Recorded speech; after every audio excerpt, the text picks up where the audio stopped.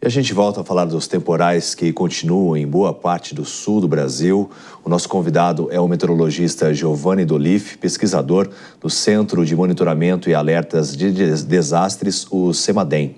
Bom, muito boa noite. Eu gostaria que você começasse destacando quais são os pontos de principal atenção. Oi, David. Boa noite para você, para todo mundo que está acompanhando a gente. Nós temos, nesse momento, o CEMADEM é o Centro Nacional de Monitoramento de Alerta de Desastre, então a gente monitora todo o país. Temos mais de 1.000 municípios com situação um pouco mais crítica, que são monitorados mais de perto, né? E são emitidos alertas pelo CEMADEM para os municípios mais críticos. Os alertas são divididos em nível moderado, alto e muito alto. Nós temos, nesse momento, muitos alertas moderados na região sudeste, São Paulo, Rio, Minas Gerais, e 2 alertas mais altos, que são nível alto, né? Ainda não é o nível máximo, que seria muito alto. Esses municípios estão em Minas Gerais, são os municípios de Ouro Preto e Mariana, porque hoje tivemos chuva significativa no dia de hoje, mais de 100 milímetros em pluviômetros do CEMADEM, que medem chuva, tanto no município de Ouro Preto como Mariana.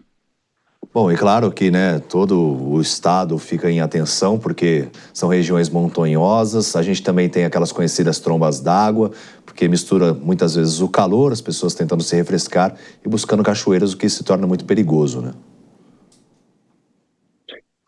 David, esse é um perigo de fato, né? Essas chuvas muito fortes e repentinas que caem em áreas de relevo acidentado, né? Então a água escoa muito rápido para o curso de água, e aí a gente tem o que a gente chama de cabeça d'água, né? Que é aquela subida muito rápida do rio, e ele vai descendo o rio abaixo, fazendo com que a área do rio onde as pessoas estão se banhando suba muito rápido. Ela vem barrenta, né? Porque ela vem trazendo terra, vem com galhos, e aí arrasta as pessoas, e é comum durante o verão a gente, infelizmente, ver casos de perda de vida, inclusive, em função dessas cabeças d'água. Então esse é um risco, né? Então as pessoas que se dirigirem a essas áreas de cachoeira para se refrescar, ficar muito atento ao céu. Quando começar a escurecer, ter alguma chance de chuva, ainda que não esteja chovendo no local, né, David? Porque essa chuva pode cair bem acima da onde você está, lá em cima do morro, da montanha, longe de você, nem chover onde você está, mas essa água vai descer e vai chegar até ali.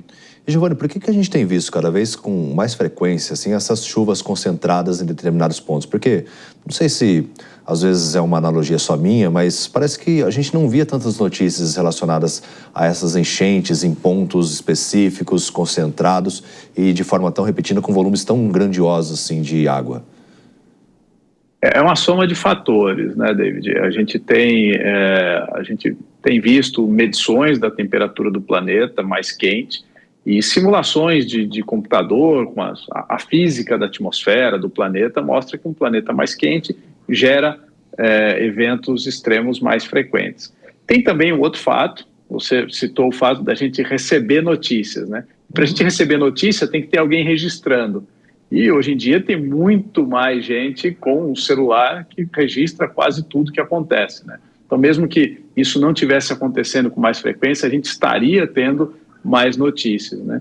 E um outro ponto é que as cidades crescendo, né, as ocupações aumentando, em geral, o número de pessoas em áreas de risco, e aí eu falo de risco de inundações e risco de deslizamentos, tem aumentado ao longo dos anos. Então, quando a gente soma esses 3 fatores, o resultado é a gente ver mais notícias desses impactos. Mas a tecnologia também avançou bastante de uns tempos para cá em relação aos componentes, né, meteorológicos, para identificar em qual ponto específico vai chover, até mesmo de que forma que vocês vão distribuir esses alertas, né?